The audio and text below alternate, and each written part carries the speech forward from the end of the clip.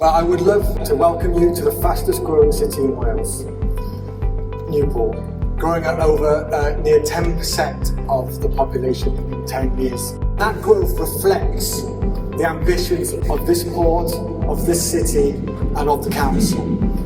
But having such a huge population, we need jobs, high-paying jobs, opportunities for those people to get good skills and good careers. And this investment of £80 million into the docks, historic docks for the city, is much welcomed.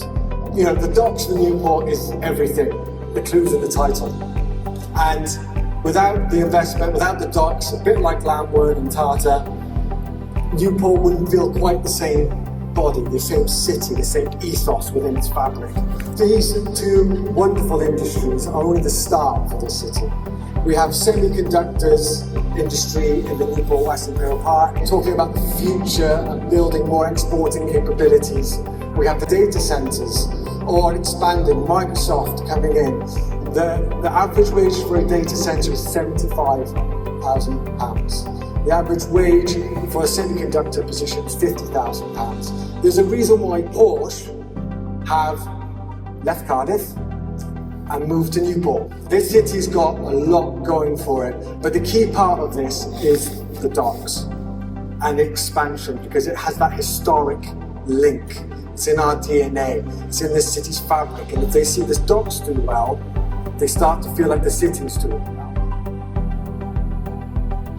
That link between the port and the city, they absolutely thrive off each other, as Dimitri has just said. So it's been an international hub for trade for almost 200 years. So that is a long legacy to build on. And obviously it was coal and iron that dominated trade here when it first began, when it was first set up.